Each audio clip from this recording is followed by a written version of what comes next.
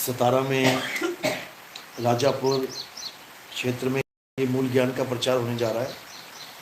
बहुत बड़े भाग हैं जीवों के जो आज इस सत्संग को सुन पाएंगे, और भी बड़े भाग हैं उन जीवों के जो इस सत्संग को थोड़ा सा भी समझ पाएंगे। क्योंकि सुनना आसान है, आए बैठे घंटा 2 घंटा सुन के चले गए, लेकिन इस सत्संग को समझना बहुत मुश्किल है। इस सत्संग को समझने के लिए पूर्ण विवेक की जरूरत पड़ती है।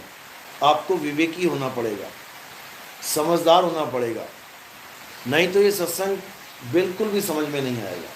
क्योंकि ये सत्संग कोई किसी राजा महाराजा की कहानी नहीं है, किसी देवी देवताओं की लीला नहीं है, कोई ऐसा कहानी किस्सा नहीं है जिसमें आपको किस्से सुना के, कहानियाँ सुना के तालियाँ बजवाई जाएं।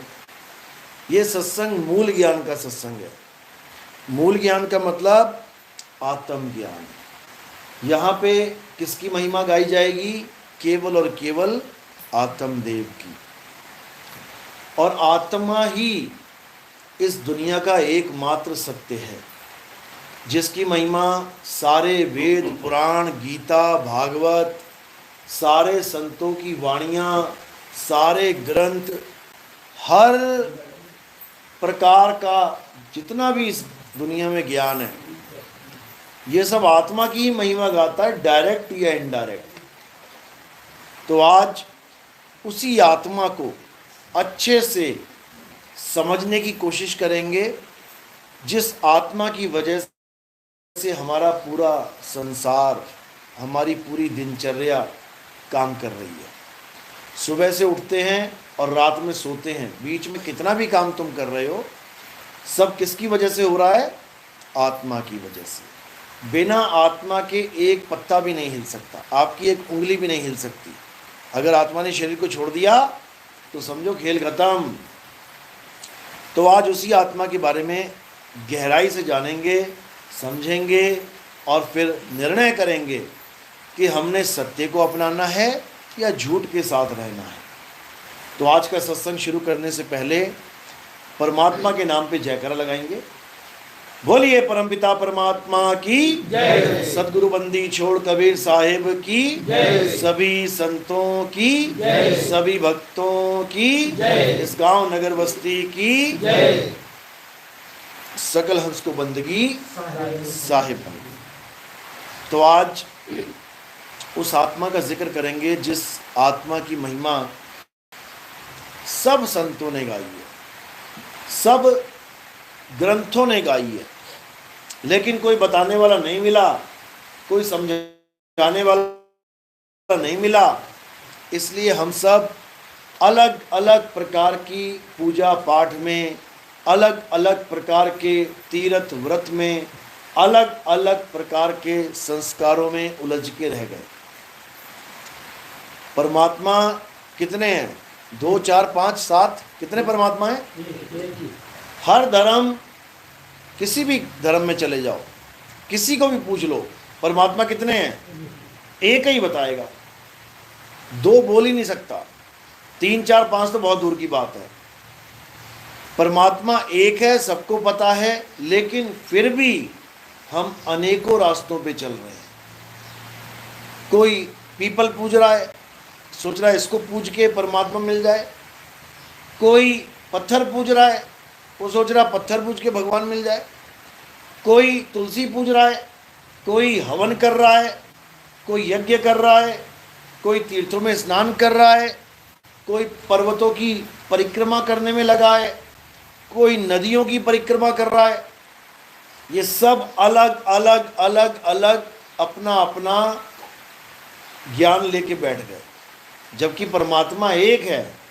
अगर परमात्मा एक है तो उसे पाने का तरीका भी एक ही होगा, लेकिन वो तरीका हमें मिला नहीं, तो हमने क्या किया? अपने मन के ही तरीके बना डाले। 2 ही प्रकार का ज्ञान है इस दुनिया में, या तो गुरुमुख या फिर मनमुख। बस 2 ही चीजें हैं। तुम 2 ही लोगों के कहे पे चल सकते हो। अगर गुरु बना लिया फिर तो गुरु के कहे पे चलोगे, गुरुमुख हो गए। और अगर जिसने गुरु नहीं बनाया तो उसका गुरु कौन है? मन। सुबह से लेके शाम तक तुम किसका कहा मानते हो? मन का। तुम सो रहे हो मजे से, मम्मी आई, उठ जा बेटा, उठ जा उठ जा। अब कब उठेगा वो? ऐसे नहीं उठेगा। कब उठेगा? जब उसका मन करेगा, जब मन अंदर से आवाज देगा उठ जा, एकदम उठ जाएगा। और अगर मन ने कह दिया ना, अरे बोलने दे, सोता रहे तू, मजे कर, और सो ले थोड़ा, आधा घंटा और सो ले, हैं मम्मी बोल रही है बोलने दे, मैं सो जाता हूँ। यानी किसके कहे पे उठा? मम्मी के कहे पे नहीं उठा, मन के कहे पे उठा। उसके बाद नहाने धोने चला गया, साबुन कौन सा लगाएगा? मन पसंद। 50 तरह के साबुन होंगे दुकान में, कौन सा उठाएगा? ये हाथ कहाँ जाएगा अपने आप? मन पसंद पे। टूथब्रश टूथपेस्ट कौन सा करेगा? मन पसंद। तेल कौन सा लगाएगा? मन पसंद। खाएगा क्या? मन पसंद। जो पसंद नहीं है उसको कहेगा ना ना ये नहीं खाना मैंने, क्यों? मेरे मन को पसंद नहीं है। यानी हर काम किससे पूछ के कर रहा है? मन से। तो कबीर साहब यही समझा रहे हैं, मन के मते न चालिए, मन है पक्का दूत। ये मन तुम्हें पता नहीं कहां ले जाके गिराएगा। इसी मन के कहे पर काम करने वाले आज जेलों में भरे पड़े हैं। जाओ पूछो उनसे, तुम जेल में कैसे आ गए? अरे एक आदमी ने मुझे गाली दे दी, मेरा मन किया कि इसके सिर पे पत्थर फेंक दूं, और मैंने अपने मन का कहा मान लिया, मैंने सिर पे ईंट मार दी और मैं जेल में बैठा हूं। किसके कहे पे ईंट मारी? मन के कहे में। अगर उस वक्त मन की बात ना मानता, 5 मिनट की बात थी, गाली दी है, कोई बात नहीं, कोई घुसा थोड़ी नहीं मार दिया, दर्द थोड़ी नहीं हुई कहीं पे, हवा का बुलबुला था, गाली दे दी। उस वक्त शांत रहता, मन की बात ना मानता, तो सारी उम्र की उम्र कैद ना होती। पत्थर मार के कत्ल ही कर दिया उसका, उम्र कैद हो गई। यानी एक गाली सहना ये आसान है या पूरी उम्र जेल में रहना आसान है?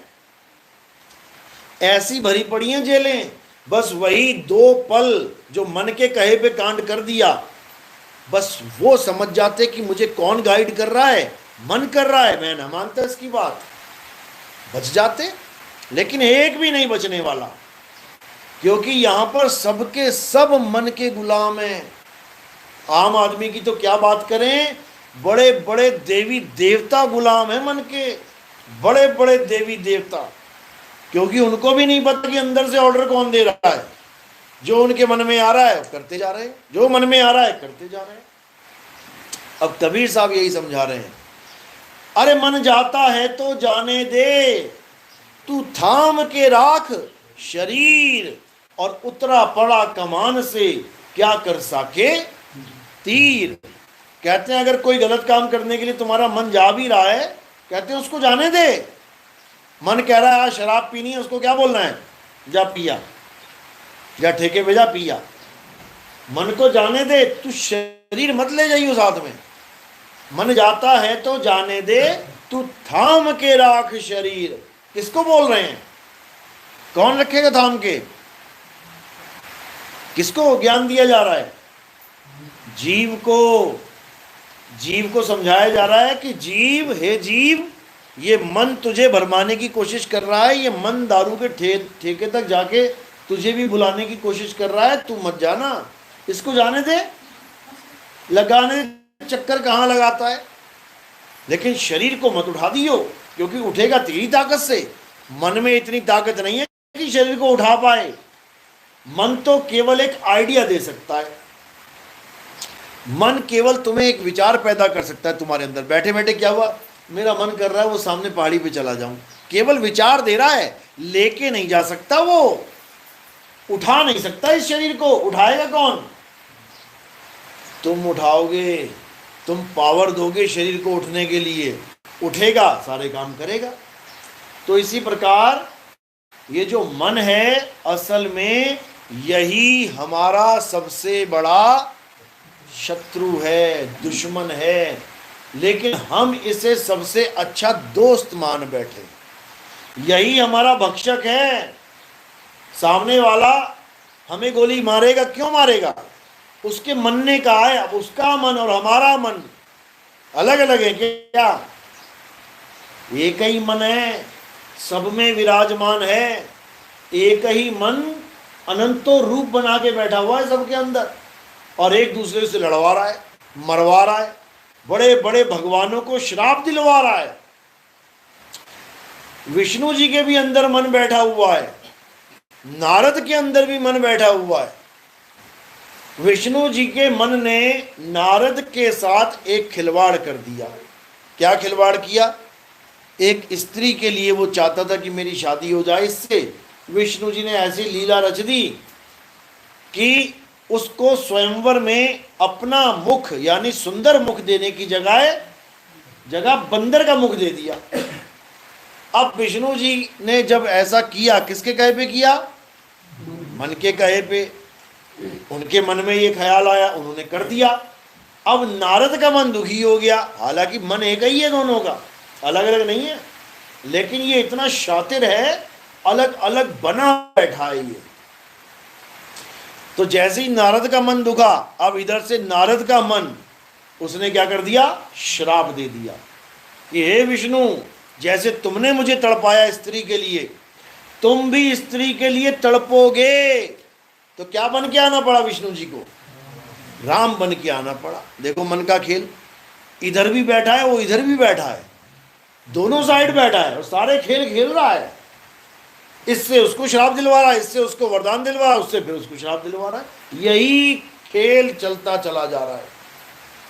समझ लो, सुदामा, कितना अच्छा प्यारा नाम है सुदामा। कृष्ण जी का परम भगत था। कृष्ण जी ने उसके चरण धोके पिए थे। तुम भी कृष्ण जी की पूजा करते हो या औरों ने भी करी? क्या कृष्ण जी ने सुदामा के अलावा किसी और के चरण धोके पिए थे कभी? कभी नहीं पिए। केवल सुदामा के चरण धोके पिए कृष्ण जी ने। लेकिन सुदामा के साथ मन ने क्या खेल खेल दिया? किसके मन ने? राधा के मन ने। जब सुदामा गोलोक को चले गए, गोलोक धाम, कृष्ण जी के धाम, जिसको ये वृंदावन वाले कहते हैं, कोई बिरला पहुंचता है गोलोक। जो कृष्ण जी की परम भक्ति करता है, वो सुदामा पहुंच गया गोलोक। उसके बाद वहां पर भी राधा ने उसको ऐसा श्राप दे दिया कि बेचारे को राक्षस बन के आना पड़ा दुनिया में। शंखचूड़ नाम का राक्षस बन के पैदा होना पड़ा। कृष्ण जी के परम मित्र को, परम भगत को किसने बनाया राक्षस? उसको मन ने बनाया। मन ही वरदान, मन ही श्राप देता है। और ये सारा खेल वरदान और श्राप का ही है। तुम्हें जितने भी देवताओं के दर्शन हो रहे हैं मंदिरों में, ये सब श्रापित हैं। सबको श्राप लगे हुए हैं, समझे? राम जी को भी श्राप लगा था, विष्णु जी को भी श्राप लगा, कृष्ण जी को भी श्राप लगा है, हनुमान जी को भी श्राप लग गया था। कोई बचा श्राप से? देवताओं के राजा इंद्र को भी श्राप लगा हुआ है। ये सारे श्रापित देव हैं, श्रापित भगवान हैं। विष्णु जी को नारद ने श्राप दिया, राम जी को बाली ने श्राप दिया, कृष्ण जी को उस ऋषि ने श्राप दिया, और उसने भी दिया कि तेरा कुल ही नाश हो जाए, तूने मेरा कुल नाश किया, तेरा भी यदुवंश नाश हो जाए। तो सबको श्राप ही लगे हुए हैं। यहां पे सीता को भी श्राप लगा हुआ था, समझ लो। गंगा को भी श्राप लगा हुआ था, तभी धरती पे आई भीष्म पिता मां की मां बन के। सब श्रापित हैं, एक से लेके जेड तक सबको श्राप लगता है, तभी धरती पे पैदा होते, नहीं तो कोई आता ही नहीं जल्दी। तो हमारे भगवान कौन बने हुए हैं? जो श्राप खा खा के आए हैं। अभी श्रापित जगह तुम खरीदने जाओगे ना, कोई कहे श्रापित है, अरे मैं ना लेता इसको, ये मकान श्रापित है, ना तौबा तौबा तौबा, हम नहीं लेते इसको, तो श्राप लगा हुआ है। अरे तुम्हारे भगवानों को श्राप लगे हुए हैं, तुम उनको पूज रहे हो। पूजना किसे है? जिसको कभी श्राप नहीं लग सकता। किसको नहीं लग सकता?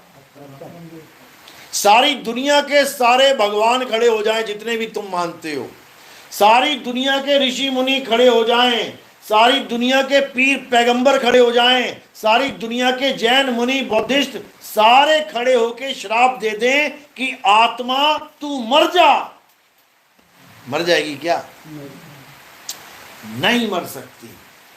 इस दुनिया में अगर कोई ऐसा है जिसको कोई श्राप नहीं लग सकता, जिसको कोई शस्त्र अस्त्र नहीं लग सकता, जिसको कोई अग्नि नहीं जला सकती, जिसको कोई वायु नहीं सुखा सकती, जिसको कोई जल नहीं भिगो सकता, वो क्या है? आत्मा है। केवल उस आत्मा को जानना है, उसको कोई श्राप नहीं लगता, उसका कोई कुछ बिगाड़ ही नहीं सकता। उस आत्मा को जान लेना परमात्मा को जान लेना है। इसी का सारा भेद गीता में बताया गया। क्या कहते हैं? नैनम छिंदंती शस्त्राणि नैनम दहति पावका न चैनम क्लोदंतापे न शुष्यति मारुता। हे अर्जुन, इस आत्म तत्व को ना तो कोई शस्त्र काट सकता है, मुझे तो शस्त्र लग भी जाएगा। पैर में क्या लगा था कृष्ण जी के? कृष्ण जी के पैर में क्या लगा था? तीर, तब उनकी मृत्यु हुई।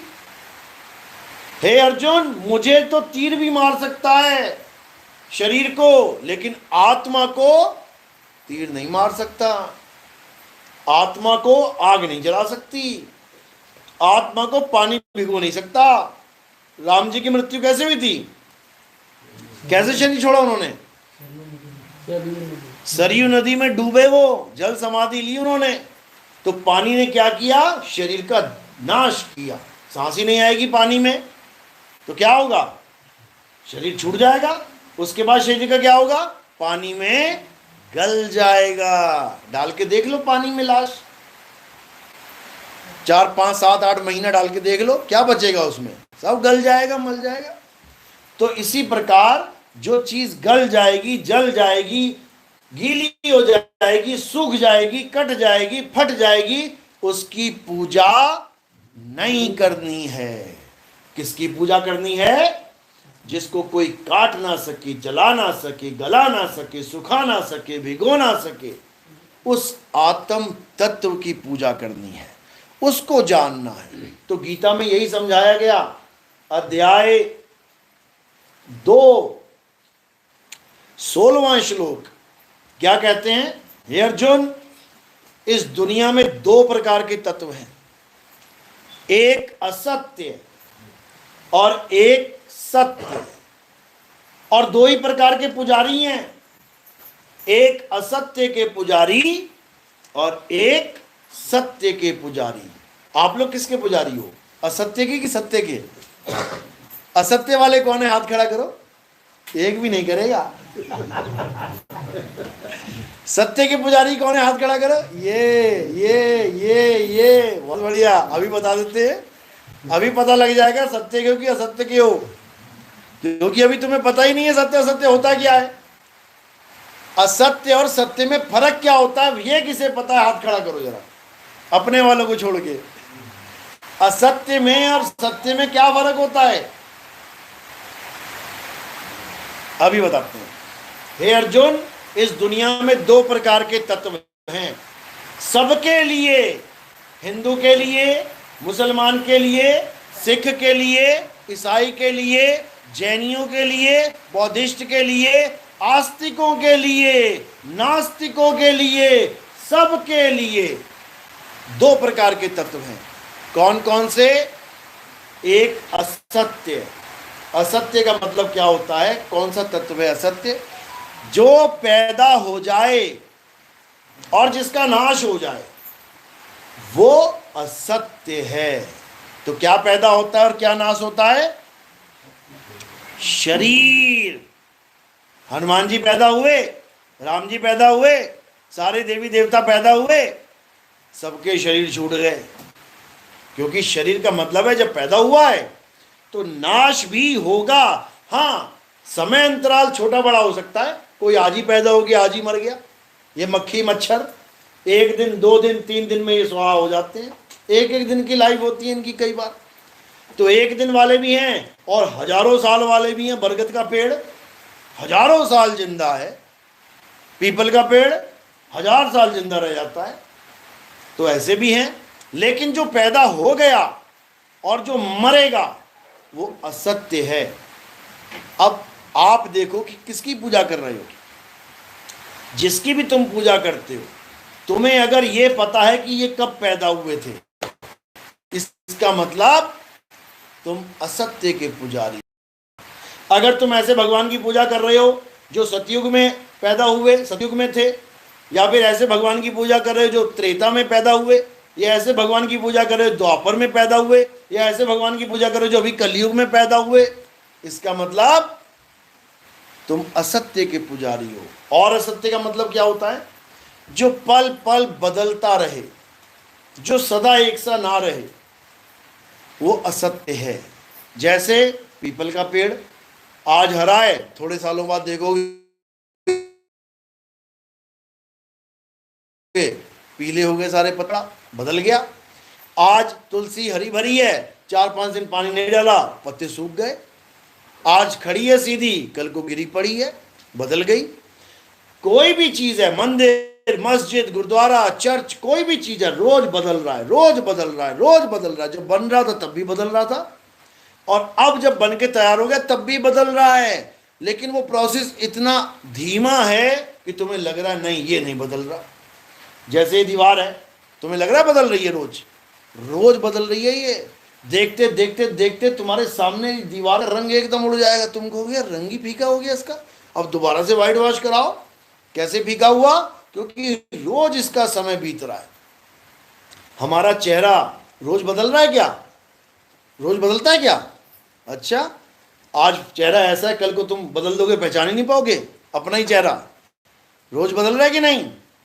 रोज बदल रहा है, रोज बदल रहा है। लेकिन तुम्हें पता नहीं लग रहा है कि ये बदल भी रहा है कि नहीं। जब तुम छोटे से बच्चे थे तब की फोटो, उसके बाद इतने बड़े हुए, तब की फोटो, उसके बाद इतने बड़े हुए, तब की फोटो, उसके बाद शादी हो गई, शादी के 10 साल के बाद फोटो, 20 साल बाद, सारी फोटो देख लेने रखी एकदम सामने।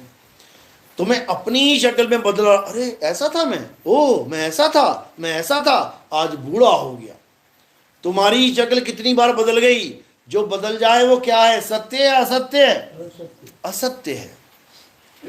यानी अगर तुम ऐसी किसी ऐसी चीज की पूजा कर रहे हो जो छोटा सा था, फिर बड़ा हुआ, फिर और बड़ा हुआ, फिर और बड़ा बलशाली हो गया, इसका मतलब असत्य के पुजारी हो तुम। अब लगा लो सारे भगवानों को, छोटे से की पूजा करते हैं, बड़े के भी पूजा करते हैं, जवान की भी करते हैं, सब असत्य है, सब झूठ है, ये सब झूठ है। अब कोई कहे हम किसी की पूजा नहीं करते, हम मंदिर नहीं जाते, मस्जिद नहीं जाते, हम तो केवल नाम जपते हैं, गुरु जी ने नाम दिया है, हम नाम जपते हैं।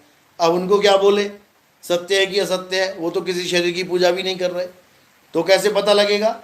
लेकिन मीटर तुम्हारे पास है, मीटर लगा के चेक कर लो। कौन सा नाम जपते हो? मैं जी कबीर का नाम जपता हूँ, हम कबीर पंथी हैं। कोई कबीर पंथी कहे मैं कबीर कबीर जपता हूँ, ये नाम सत्य है? अच्छा, अभी देख लेते हैं। अगर ये बदल गया तो इसका मतलब ये असत्य है, क्योंकि सत्य कभी बदलता नहीं है। अब चेक करने का तरीका देख लो। अब मेरे मुंह से आवाज निकलेगी कबीर, अब आपने देखना है बदल रही है कि नहीं बदल रही है। कबीर बदली कि नहीं? बदल गई। बदल गई यानी सत्य है कि असत्य है? असत्य है। अब तुम अपनी अपनी आवाजें निकाल लेना घर जाके, जो तुम नाम जपते हो। अगर बदल गया असत्य है, याद रखना। चाहे कोई भी नाम है, कोई भी A to Z, अगर तुम उसको जप रहे हो और सोच रहे हो कि ये असली नाम मिल गया मुझे, तो इसका मतलब अभी नहीं मिला। अगर बदल जाए तो जो असली नाम है वो कभी नहीं बदलता, कभी नहीं। उस नाम को क्या बोलते हैं? अखंड नाम, अखंड शब्द। अखंड का मतलब क्या होता है? जिसका कभी खंड ना हो, टूटे ना।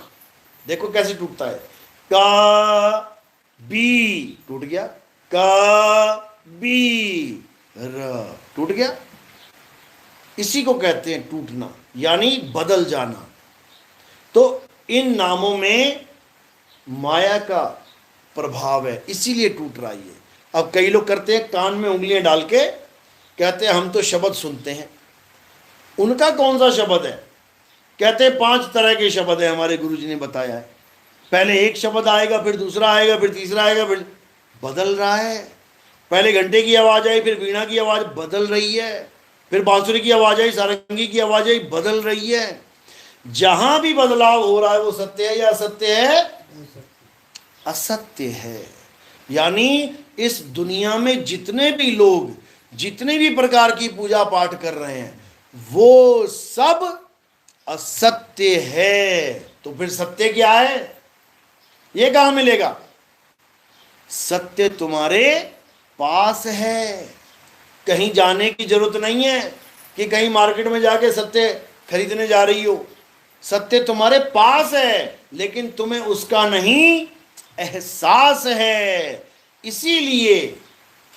इसीलिए हमारा जन्म सफल नहीं हो पा रहा है। अब सत्य क्या है? गीता क्या बताती है? हे अर्जुन, सत्य अखंड है। सत्य का कभी जन्म और कभी नाश नहीं होता। और वो सत्य क्या है? आत्मा ही सत्य है। आत्मा का नाम सुना है सबने? सबने आत्मा का नाम सुना है? अपनी अपनी आत्मा लेके आए हो आप लोग? घर पे तो नहीं छूट गई किसी की? लायो बेटा अपनी आत्मा, लायो साथ में। चेक करके देखो कहाँ रखी है, हाथ लगा के देखो आत्मा कहाँ रखी है। हाथ में है। सब अपनी अपनी आत्मा लेके आए हैं। क्या प्रूफ है? क्योंकि अगर आत्मा साथ ना लाते तो ये शरीर यहां पहुंच ही नहीं पाता। और अगर रास्ते में कहीं आत्मा इस शरीर को छोड़ देती तो ये वहीं गिर जाता। अगर यहां बैठी हो, हंस रही हो, हिल रही हो, बोल रही हो, आंखें झपक रही हो, इसका मतलब आत्मा साथ है। ये आत्मा ही सत्य है। इसी आत्मा को जानना भक्ति है। जो कृष्ण जी बता रहे हैं ना, हे अर्जुन भक्ति करो, भक्ति करो। भक्ति का मतलब क्या है? आंख बंद करके बैठ जाऊं, नाम जपूं, भक्ति है। इसको बगुला भक्ति कहते हैं। ये बगुला भक्ति है।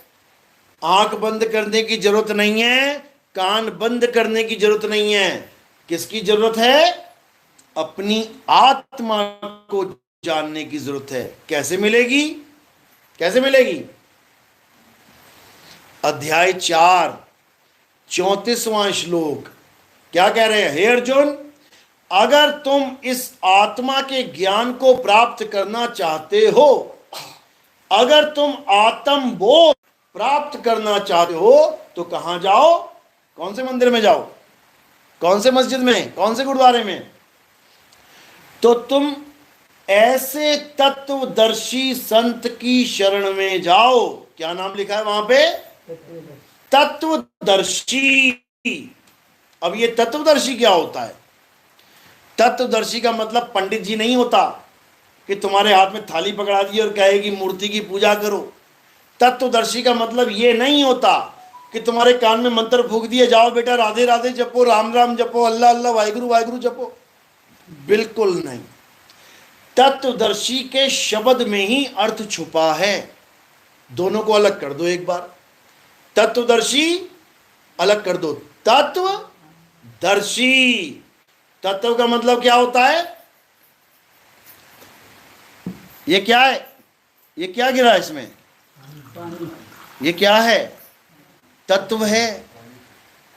5 तत्वों में से एक तत्व है। अब इस तत्व का जो मुझे दर्शन करा दे, यानी मुझे प्यास लगी है और जो मेरे गले तक ये तत्व पहुंचा दे, उसको हम तत्वदर्शी संत कहते हैं।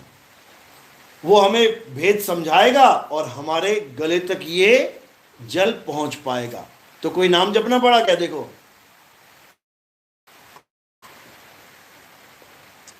कौन सा नाम जपा मैंने? कोई नाम जपा? बिना नाम जपे गला गीला हो गया। ये तत्वदर्शी की महिमा है। ये तत्वदर्शी की महिमा है कि बिना नाम जाप करवाए तुम्हें परमात्मा मिलवा देगा वो। और जो नाम जाप करवाते हैं वो कौन है? वो तत्वदर्शी नहीं है, वो है जपी। जो नाम जपवाए वो है जपी, जो तपस्या करवाए वो है तपी, जो घर बार छुड़वाए वो है सन्यासी।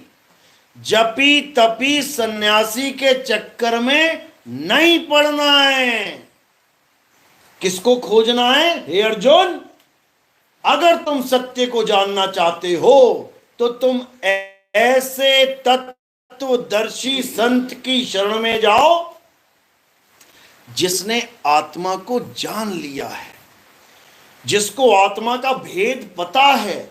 वही तुम्हें तुम्हारी आत्मा का ज्ञान दे सकता है, अन्यथा और कोई रास्ता नहीं कि तुम सत्य को प्राप्त कर पाओ। और अगर ये जीव अपने जीवन काल में सत्य को प्राप्त नहीं कर पाता और केवल मंदिर मस्जिद गुरुद्वारों में ही चक्कर लगाता रहता है, तो उसका क्या होता है?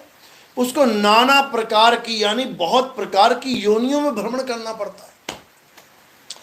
इतने जन्म मिलेंगे, इतने जन्म मिलेंगे कि तुम्हारी हालत खराब हो जाएगी। एक छोटे से छोटा जीवाणु, विषाणु, अमीबा, पैरामीशियम से लेके बड़ी से बड़ी वेल मछली का जन्म तुम्हें लेना पड़ेगा। कितनी बार तुम्हें हिरन बन के शेरों के आगे भागना पड़ेगा। जंगली कुत्ते मिलेंगे, 50-50 कुत्ते फाड़ के खा लेंगे, चीर के खा लेंगे, हालत खराब हो जाएगी तुम्हारी।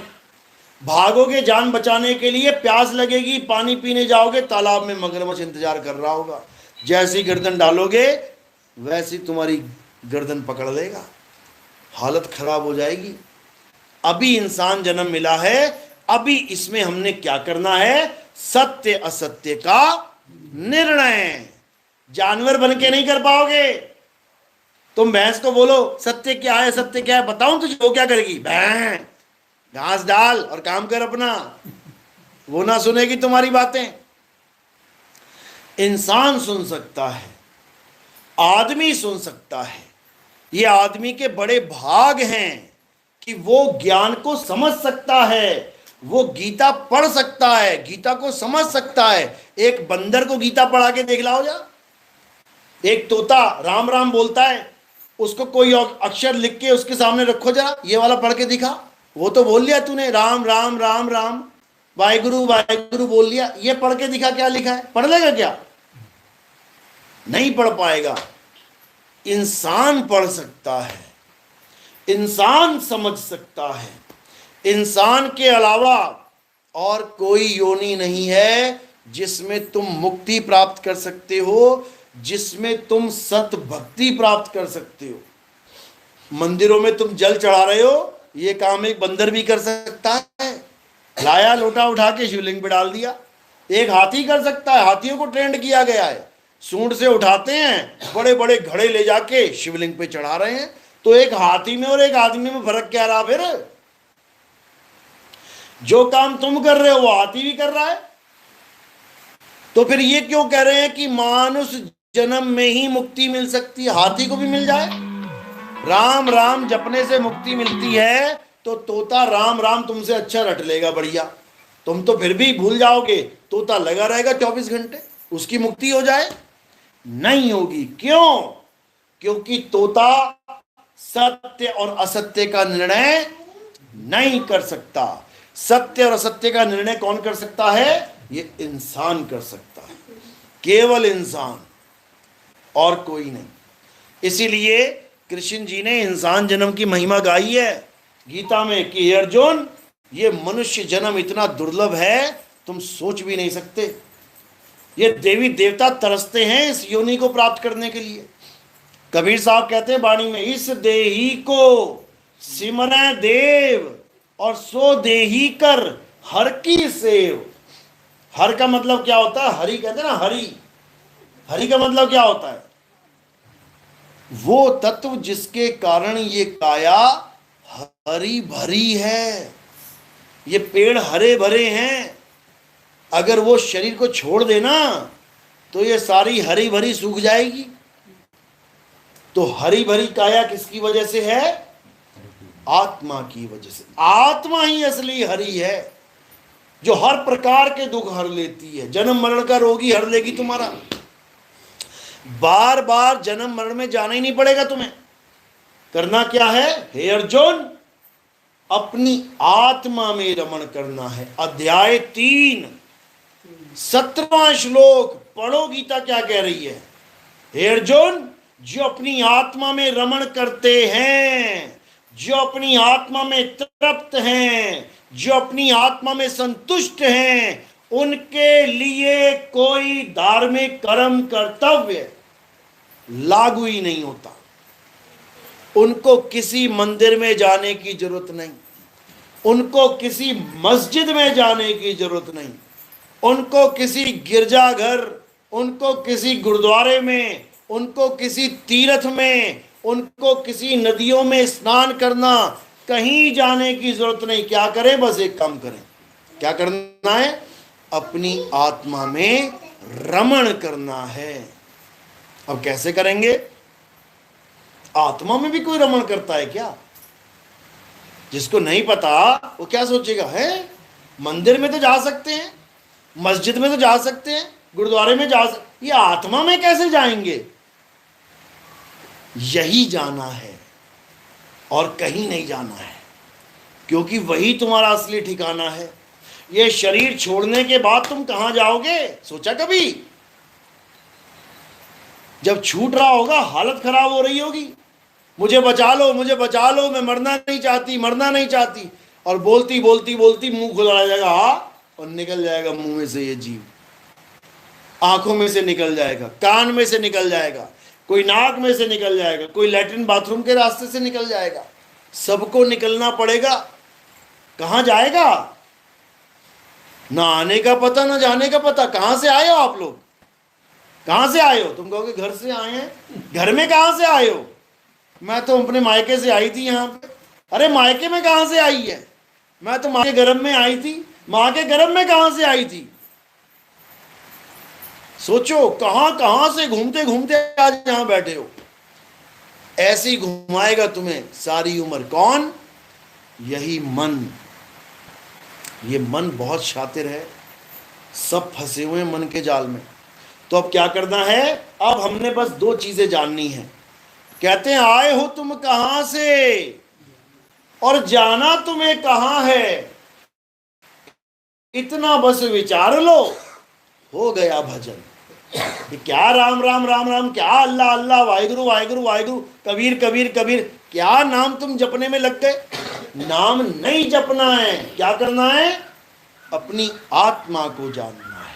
हे अर्जुन, जो अपनी आत्मा को जान लेते हैं उन्हें क्या नाम दिया गीता में? जो अपनी आत्मा में स्थित हो जाते हैं उनको स्थित प्रज्ञ कहते हैं। स्थित प्रज्ञ हो जाना है। स्थित प्रज्ञ का मतलब होता है अपने आप में स्थित हो जाना। इधर भी नहीं जाना, इधर भी नहीं जाना, ऊपर भी नहीं जाना, नीचे भी नहीं जाना। कैसे होना है? अपने आप में, अपने आप में रमण कैसे करना है? जैसे एक कछुआ, कछुआ देखा ना, टॉर्टवाइज। ये कछुआ जब चलता है आराम से तो चल रहा होता है, चल अवस्था में होता है। सामने देख रहा है कुत्ता भागा आ रहा है उसको काटने के लिए, तो क्या करेगा? ये कुत्ते से तेज भागेगा क्या? बिल्ली कुत्ते को देखती है, कुत्ता आ रहा है तो क्या करेगी? बिल्ली कुत्ते से तेज भागने की कोशिश करेगी। पक्षी देखेगा कुत्ता आ रहा है उसको पकड़ने के लिए, बिल्ली आ रही तो क्या करेगा? उड़ने की कोशिश करेगा।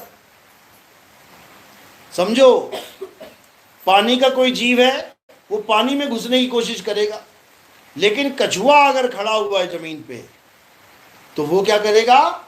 जैसे ही कुत्ता सामने आ गया, इससे पहले कि वो हमला करे, ये कछुआ क्या करेगा?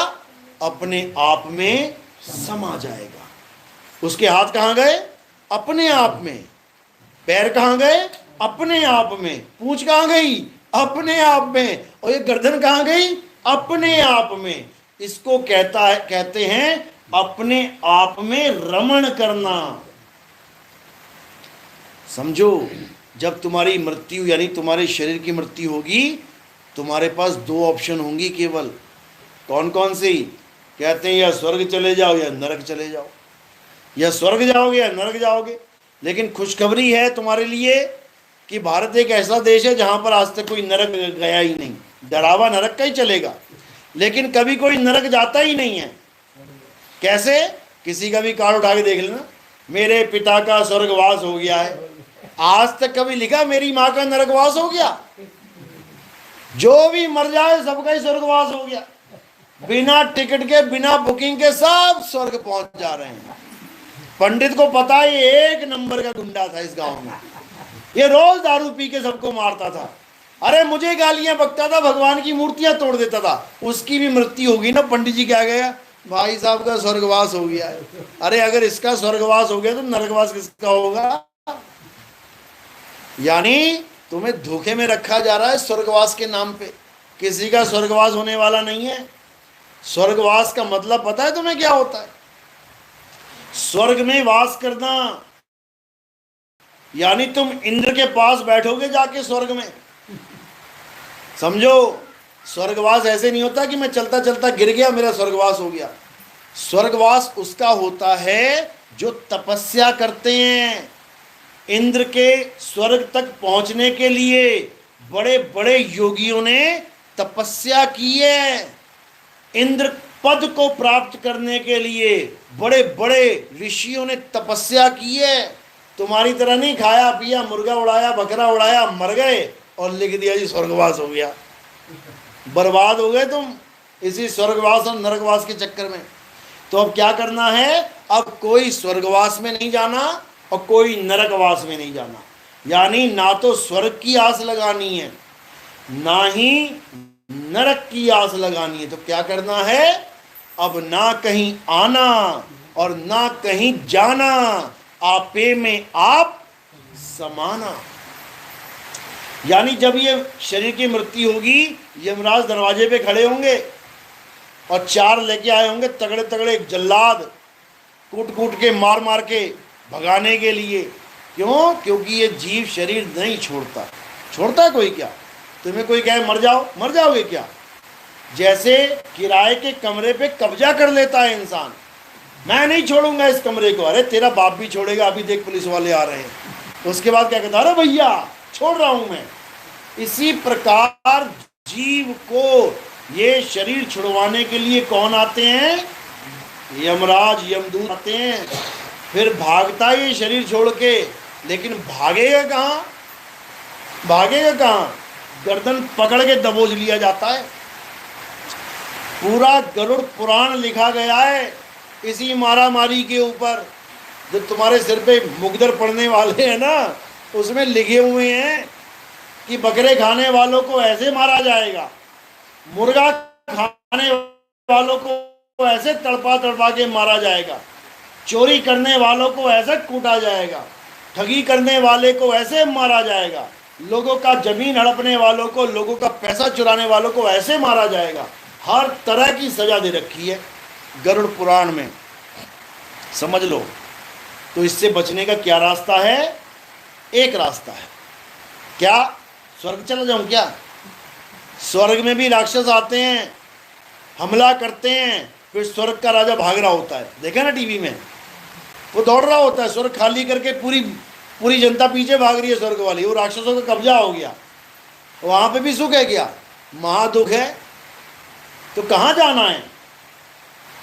एक ऐसी जगह है, अगर तुम वहां पहुंच गए तो किसी की औकात नहीं है जो तुम्हें हिला सके वहां से। क्योंकि ना तो तुम स्वर्ग में घुसे, ना तुम नरक में घुसे, ना तुम ब्रह्मलोक में गए, ना तुम शिवलोक में गए, ना तुम गोलोक में गए, ना तुम सतलोक में गए, ना तुम अलख अगम अनामी लोक में गए। तो तुम गए कहां? तुम अपने आत्म स्वरूप में गए। तुम अपनी आत्मा में स्थित हो गए। तुम आत्मा ही हो गए। और अगर एक बार आत्मा हो गए तो तुम्हें कोई शस्त्र नहीं काट सकता, तुम्हें कोई अस्त्र नहीं काट सकता, तुम्हें कोई अग्नि नहीं जला सकती, तुम्हें कोई वायु नहीं सुखा सकती, तुम्हें कोई जल नहीं भिगो सकता। तुम सदा सदा के लिए अजर अमर अविनाशी पद को प्राप्त कर लोगे। उसके बाद तुम्हारा आना जाना, जन्मना मरना खत्म। यही है मूल ज्ञान, यही है संत ज्ञानेश्वर जी की। पढ़िए ना ज्ञानेश्वरी, अच्छे से पढ़ लेना। अब सुन लिया ना सत्संग, अब जब पढ़ोगे तो जो मैं बता रहा हूं तुम्हें वही चीजें दिखाई देने लग जाएंगी उसमें। और बिना सत्संग के तुम पढ़ोगे तो तुम बस पढ़ते ही जाओगे, तुम्हें पता नहीं लगेगा पढ़ क्या रहे हो। अब पढ़ के देखना, अब तुम्हें हर चीज समझ में आने लग जाएगी कि कहां पर विहंगम चाल बताया जा रहा है, कहां पर आत्म बोध बताया जा रहा है, कहां पर आत्म सत्ता की बात चल रही है, कहां पर सत्य असत्य की बात चल रही है, कहां पर तत्वदर्शी संत की महिमा गाई जा रही है। तुम्हें सब समझ में आने लग जाएगा। और ये जपी तपी सन्यासी तुम्हारे दिल से अपने आप उतरने लग जाएंगे। तो जब तक सत्य और असत्य का निबेड़ा नहीं हो गया, तब तक कोई सत्य सत्य की भक्ति कर ही नहीं सकता। वो असत्य को भी सत्य मान के ही पूजेगा। आपने कुंडल पहने हैं कान में, आपने चैन पहनी है गले में, पहन तो ली, लेकिन आधे से ज्यादा लोगों को ये नहीं पता होगा कि इसी कलर की जो पीतल है और इसी कलर का जो सोना है, उन दोनों में परख कैसे करते हैं, क्या फर्क है दोनों में। दिखने में एकदम लगेगी क्या बात है, एकदम चमचमाती हुई पीतल की बेच जाते हैं लोग सोना बोल के कई बार अनाड़ियों को, लेकिन सुनार को, जौहरी को कभी नहीं बेच पाएंगे। क्यों? क्योंकि उनको परख है सत्य और असत्य की, उनको परख है। तुम्हें परख नहीं है, इसलिए कोई भी आएगा पीतल चला के चला जाएगा, तुम्हें पीतल बेच के चला जाएगा। यानी तुम्हें आत्मा और शरीर की परख नहीं है, सत्य असत्य की परख नहीं है, तो तुम्हें शरीरों की पूजा में लगा के तुम्हारा जीवन बर्बाद करके चला जाएगा कोई भी। जो भी गुरु तुमसे शरीरों की पूजा करवा रहा है, कोई देवी देवताओं की पूजा करवा रहा है, या तुमसे नदियों में स्नान करवा रहा है, या तुम्हें पर्वतों के परिक्रमा के चक्कर में लगा दिया है, आत्मा का बोध नहीं बता रहा है, तो इसका मतलब वो गुरु नहीं है। वो गुरु नहीं है, वो इंसान है जो तुम्हारे जीवन को बर्बाद करने के लिए आया है। नाम तुम कुछ भी रख लेना, उसका नाम तुम्हारी मर्जी है, कुछ भी रख लेना, लेकिन वो तुम्हारा शुभ चिंतक नहीं है। वो तुम्हें सत्य से जोड़ने नहीं आया है। और जो तुम्हें सत्य से जोड़ने आएगा, वो पहले तुम्हें असत्य का भेद बता के उसको छुड़वाएगा। जो तुम असत्य पकड़ के बैठे हो, पहले वो छुड़वाएगा, तभी तो सत्य बताएगा। कोई आदमी जहर खा रहा है अमृत की जगह, तो अमृत बेचने वाला क्या करेगा? पहले उसका जहर छुड़वाएगा। इसको छोड़ भाई, ये क्या खाई जा रहा है तू, वो छुड़वाएगा और उसके बाद अमृत का ज्ञान देगा। तो इसीलिए बोला है, सोई गुरु पूरा कहावे, जो दो अक्षर का भेद बतावे। यही दो अक्षर और दो तत्व एक ही समझ लो। सोई गुरु पूरा कहावे, दो अक्षर का भेद बतावे, एक छुड़ावे एक लखावे, तब प्राणी निज घर को जावे। यानी भक्ति सब कर रहे हैं, सब कर रहे हैं। बकरा काटने वाला भी मंत्र वंत्र पढ़ के, नमाज पढ़ के, कलमा पढ़ के तब काटता है कि भैया भगवान जी ये मेरा कर्म है, पाप मत लगवा देना मुझे। ये लोग खाते हैं इसलिए काटना पड़ रहा है। अगर ये ना है ना मांगने के लिए, मैं तो घास खिला रहा हूँ इसको, मैं तो बकरा पाल रहा हूँ। ये आके कहते हैं 1 किलो दे दे, इनके कहने पे काटना पड़ता है। मैं दोषी नहीं हूँ, समझ लो। वो अपना पल्ला झाड़ रहा है और जो खरीदने आ रहा वो क्या कह रहा, भगवान जी मैं नहीं मारता बकरों को, ना ना ना ना ना ना, मैं इतना निर्दयी नहीं कि उसके गले पे चाकू। ये मारता है कसाई, ये काटता है, तो जो काट के सजा देता है उसमें से मैं थोड़ा सा उठा ले जाता हूँ। अरे तो मुर्दा है, मिट्टी है, मैं तो मिट्टी खा रहा हूँ। कातिल तो ये है। बताओ, एक दूसरे पे इल्जाम लगा रहे हैं। वो कह रहा वो कातिल है, वो कह रहा वो कातिल है, और असल में दोनों ही कातिल हैं। दोनों की खूब अच्छी परेड होने वाली है, दोनों की हालत खराब होने वाली है। समझ लेना, एक आदमी बंदूक लेके आया, पैसे किसने दिए? उसने दिए। बंदूक खरीद के लेके गोली मार दी। पुलिस वाले पूछेंगे हाँ क्यों मारा? वो क्या कहता है? उसने कहा था मारो, उसने पैसे दिए। सुपारी देते ना, पैसे दे दिए 1 लाख रुपए, उसको गोली मार देना। अब वो गोली मार रहा है, सुपारी वाला कह रहा है मैंने तो पैसे दिए, गोली थोड़ी नहीं मारी है, मैं पापी थोड़ी नहीं हूं। और जो गोली मार रहा है वो कह रहा है मैंने क्यों मारनी है, उसने पैसे दिए इसलिए मारे हैं, मैं पापी थोड़ी नहीं हूं, मैंने तो काम किया अपना जो मुझे बोला गया। जैसे जल्लाद फांसी देता है, क्यों देता है? जल्लाद पता ना, जो कैदियों को फांसी देते हैं। अब कैदी को फांसी अगर जल्लाद ने दी, उसका पाप किसे लगेगा? जल्लाद से पूछो तू पापी है, कहे मैं कहेगा पापी यार, मेरा काम है फांसी देना। अगर जज कहेगा इसको फांसी दो तो मैं दूंगा, नहीं तो आराम से बैठा है कैदी, खा रहा है, पी रहा, मजे कर रहा है, मैं कोई दुश्मन हूं उसका? समझो। तो जल्लाद अपना सारा पाप कहां पे डाल देता है? जज के सिर पे, कि जज ने बोला है तो मैंने फांसी दी है। और जज क्या करेगा? जज सारा पाप कहां डाल देगा? संविधान के सिर पे। इस किताब में लिखा है अगर कोई ऐसा ऐसा करेगा तो उसको ऐसी ऐसी सजा देनी है। मेरा कोई मामा का लड़का लगता है क्या? दुश्मनी है मेरी, या मेरी जमीन पे कब्जा किया है तो मैं उसको फांसी दे रहा हूं। यानी हर इंसान अपने पाप कर्मों से बचने की कोशिश करता है, लेकिन बच एक भी नहीं सकता। समझ लेना, ये वाला नहीं तो कहीं और पकड़ेगा। बिना पाप के आप रह ही नहीं सकते इस दुनिया में। बिना पाप और पुण्य के आप एक भी दिन नहीं बिता सकते। अगर आप दिया भी लगाते हो ना भगवान की पूजा करने के लिए, रात भर जलता रहा, सुबह देखना उसमें क्या है, अरे 15 कीड़े मर गए जल के, डूब के मर गए। होता है ना, घी की कटोरी में कितने कीड़े गिर जाते हैं, रात में कितने कीड़े उस आग से आकर्षित होते हैं। जितने पतंगे होते हैं सब आग को प्यार करने के लिए, प्रेम करने के लिए उसमें डूब जाते हैं, आग में जल जाते हैं। तो आग किसने लगाई? तुम्ही ने लगाई। तो कत्ल का कौन जिम्मेदार है? तुम ही जिम्मेदार हो। करने गए थे पूजा यानी पुण्य और कमाल आए पाप। समझो बात को। तुम एक बार सांस लेते हो, हजारों लाखों जीव तुम्हारे अंदर चले जाते हैं, खत्म हो जाते हैं। तुम खाना खाते हो, हर दाने में अन्न में जीव है, हर गेहूं के दाने में प्राण है। तुम डाल के देख लो खेत में, देखो कैसे अंकुरित हो जाएगा। प्राण है उसमें, जीव है उसमें। और तुम उसको फ्राई कर दो, एक बार दानों को फ्राई कर दो, भून दो, उसके बाद खेत में डाल दो, उगेगा क्या? क्यों नहीं उगेगा?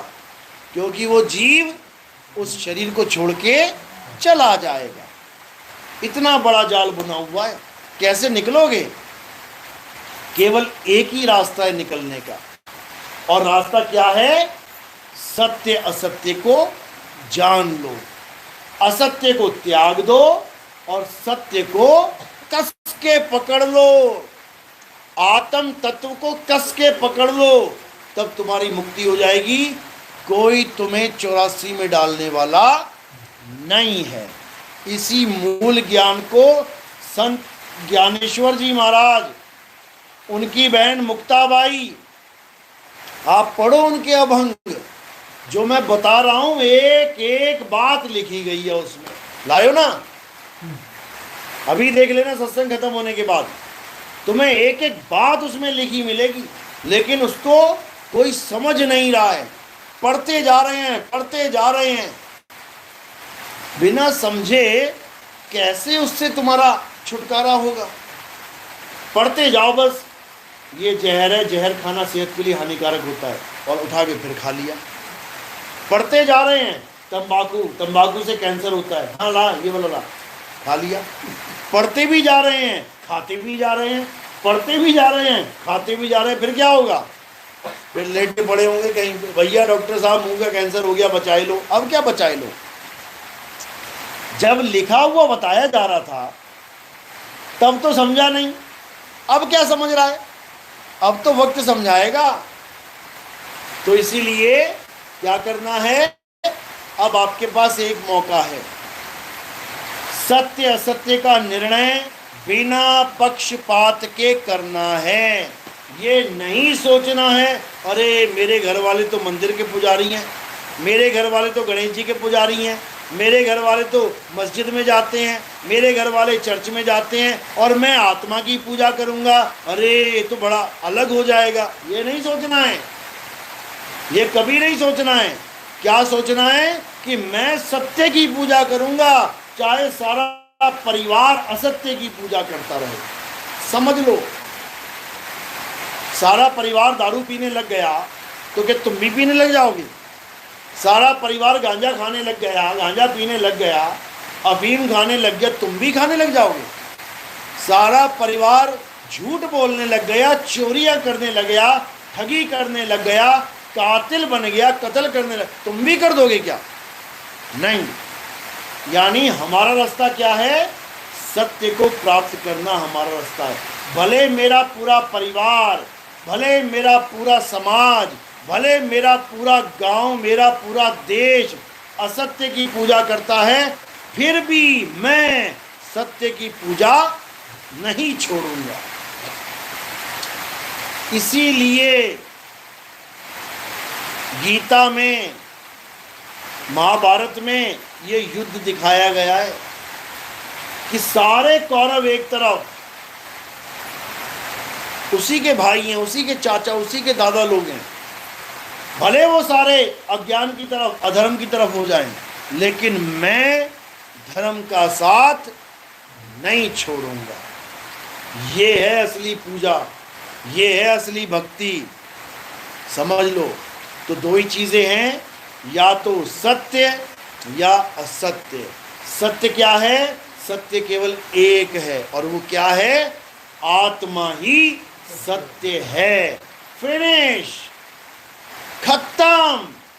अब आत्मा के सिवा तुम कुछ भी, किसी को भी पूज रहे हो, चाहे वो पेड़ है, चाहे वो पौधे हैं, चाहे वो जानवर है, चाहे वो सूरज है, चाहे वो तारे हैं, चाहे वो सितारे हैं, चाहे वो ग्रह हैं, चाहे वो कुछ भी है, आत्मा नहीं तो कुछ भी नहीं, जीरो है वो। बस इतना समझ लो। जब प्यास लगती है तो केवल और केवल ये चाहिए, इसके सिवा तुम्हारे मुंह में कुछ भी डाल दिया जाए, ले बजरी डाल दी, ले रेता डाल दिया, ले मिट्टी डाल दी, ले लकड़ी डाल दी, ले प्लास्टिक डाल दिया, ले कागज डाल दिया, ले सोना डाल दिया, ले चांदी डाल दिया, ले हीरे जवाहरात कोयला सब डाल दिया, क्या इसके बराबर कोई काम कर पाएगा? नहीं। यानी केवल एक चीज ही हमें चाहिए अपना गला गीला करने के लिए। अगर पानी है तो सब कुछ है, और पानी नहीं तो कुछ भी नहीं। समझ लो। इसीलिए अब केवल और केवल सत्य की बात करनी है कि सत्य क्या है, मैं उसका संग करूंगा। जब हम सत्य का संग करेंगे तो क्या हो जाएगा? सत्संग हो जाएगा। जहां पर सत्य की महिमा सुनाई जाती है, सत्य का संग करवाया जाता है, उसे सत्संग कहते हैं। और जहां पर देवी देवताओं की, राजा महाराजाओं की कहानियां सुनाई जाती हैं, कथाएं सुनाई जाती हैं, उसे क्या कहते हैं? क्या कहते हैं उसे? उसे कथा वाचन कहते हैं, सत्संग नहीं कहते। सत्संग नहीं कहते, उसे लीलाएं कहते हैं। कृष्ण लीला, राम लीला, हनुमान लीला। सत्संग नहीं कहते उसे। ये कहाँ जा रहे हो? अरे वो वृंदावन वाले आए हैं, सत्संग करेंगे। वृंदावन वाले आए हैं, कृष्ण कृष्ण करेंगे, सत्संग नहीं करेंगे। अयोध्या वाले आ गए तो राम राम करेंगे, सत्संग नहीं करेंगे, क्योंकि सत्य के बारे में उन्हें पता ही नहीं है सत्य होता क्या है, संग क्या करेंगे उसका। तो सत्य क्या है? हे अर्जुन, सत्य केवल और केवल आत्मा है, आत्मा के अलावा कोई सत्य नहीं है। चलो, तो आज का सत्संग यही समाप्त करते हैं। किस किस के समझ में आई मेरी बात? एक बार हाथ खड़ा करो जरा। नहीं आई? किस किस के समझ में आई? अरे वैसी मत कर देना झूठी मूठी। क्या बात है, पूरा सतारा, पूरा राजापुर जाग गया आज तो। अच्छी बात है। अब समझ लो कि जब चीज समझ आ जाती है, जब चीज समझ आ जाती है तो क्या करना होता है? उसको ग्रहण करना होता है। कौन कौन दूध गर्म करता है घर में? लेडीज सब करती हो ना। कौन कौन दूध गर्म करते करते उसमें नींबू निचोड़ देता है? हाथ खड़ा करो। कोई भी नहीं है। दूध गर्म करते करते उसमें नींबू निचोड़ दो। रोज दूध गर्म करो और जैसे दूध गर्म करने रखो उसमें नींबू निचोड़ दो। करता है कोई ऐसा? क्यों नहीं करता? क्यों नहीं करता? कारण क्या है? तुम्हारी माता जी ने अच्छे से समझा रखा है, बेटा दूध के साथ नींबू मिक्स नहीं होना चाहिए। अगर नींबू वाला बर्तन है वो तुमने धो भी दिया है, फिर भी दूध मत गर्म करना, नहीं तो फट जाएगा। अब ये जो ज्ञान तुम्हें समझ में आ गया, कितने महीने के लिए रखोगे दिमाग में? कितने दिन तक याद रखोगे? सारी उम्र तक। बुढ़ी हो जाओगी, मरने वाली हो जाओगी, फिर भी दूध गर्म करोगी, कभी नींबू नहीं डालोगी, क्योंकि बात समझ में आ गई है कि दूध डालने से हमारा नुकसान होगा। तो आज जो बात समझ में आई है, कितने दिन याद रखनी है? कितने दिन याद रखोगे? गणेश चतुर्थी तक, या रामनवमी तक, या शिव महारात्रि तक, क्या बोलते हैं, महाशिवरात्रि तक? हमेशा याद रखनी है। अब किसी की पूजा नहीं करनी है, अब केवल सत्य की पूजा करनी है। और सत्य क्या है? हे अर्जुन, आत्मा ही सत्य है। उसके लिए क्या करना है? गीता पढ़ना शुरू करो, या ज्ञानेश्वरी जी का जो ग्रंथ है, क्या नाम है? ज्ञानेश्वरी ग्रंथ का नाम है। ज्ञानेश्वर महाराज आप ही के मराठी हैं, उनकी ज्ञानेश्वरी पढ़ना शुरू करो। अध्याय 2, 3, 7, 9, बस ये 4 पढ़ लेना अच्छी तरह। कौन कौन से?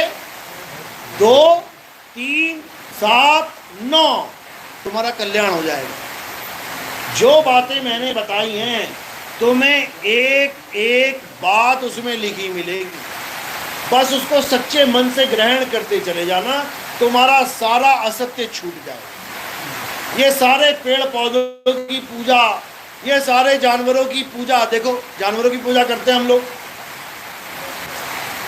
मंदिर में गए शंकर जी के, उनके भोग लगाया मूर्ति में, गले में सांप था उसके भी लगा दिए, थोड़ा तू भी खा ले। और जब असली वाला घर में आया तो क्या दिया उसको? लठ बजाया सिर पे उसकी, पत्थर को लड्डू खिलाया और असली के लठ बजाया। अब गणेश जी के मंदिर में गए, 2 लड्डू गणेश जी के चिपका दिए मुंह में, नीचे चूहा था उतने तू भी खा ले। और जब असली वाला चूहा घर में घूमा तो क्या किया? लड्डू में जहर डाल के दे दिया, ले मर। अब सांड ले लो, नंदी, अब जाके उसकी कान में अपनी मनोकामना बता रहे हैं, और जब वो अपनी मनोकामना पूरी करने तुम्हारे खेत में घुस गया, थोड़े से दाने खाने, उसके बाद दे लठ दे लठ, यानी पत्थरों की पूजा कर रहे हो। और वही वैरायटी घर में घुस जाए तो उसकी माथा फोड़ रहे हो, कमाल हो गई। तो ऐसा नहीं करना भाई, वो जीव है मालिक के, जीवों पे दया करनी है, समझे? आत्मा की पूजा और जीवों पर दया, अगर ये काम कर लिया तो तुम्हारा कल्याण हो जाएगा। समझ में आई बात? तो कब तक सत्य को समझ के रखना है? और अंतिम समय तक। अब ऐसा ना हो गणेश चतुर्थी में सारी लाइन में लगी हुई है थालियां घुमाती हुई, वो असत्य की पूजा है, बिल्कुल छोड़ दो, बिल्कुल। अध्याय 3 17वां श्लोक यही बता रहा है कि जो आत्मा की पूजा में आ गया उसको फिर किसी की पूजा करने की जरूरत नहीं है। समझ लो, यानी वो उस तत्व को प्राप्त करने के लिए निकल पड़ा जिसे साक्षात परमात्मा कहते हैं। उसको फिर मंदिर मस्जिद में भटकने की जरूरत नहीं है। चलो, तो आज का सत्संग यही समाप्त करते हैं।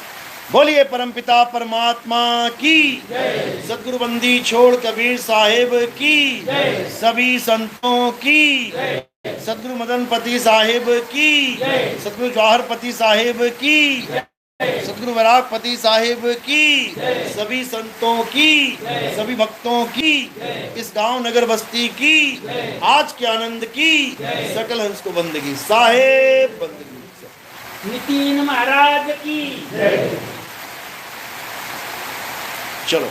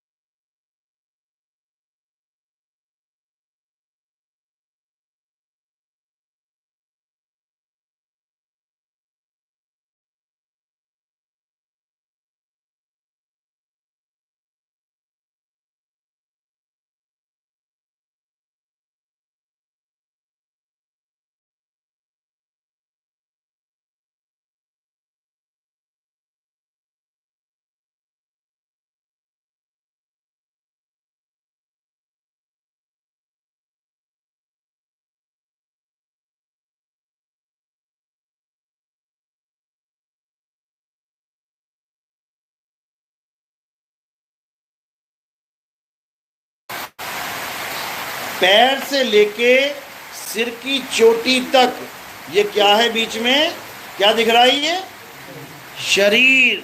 शरीर नाशवान है या अविनाशी? नाशवान। इसका मतलब शरीर सत्य है या असत्य? असत्य है। शरीर असत्य है, तो हमने क्या किया? फूलों को असत्य से परे रख दिया। अब असत्य से परे क्या है? सत्य है। यानी ये किसको समर्पित हो गया?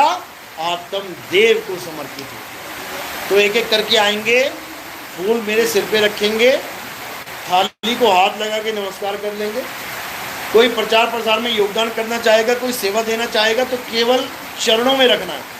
माया का स्थान चरणों में है, फूलों का स्थान सिर के ऊपर है। चलो, बोलिए परमपिता परमात्मा की जय।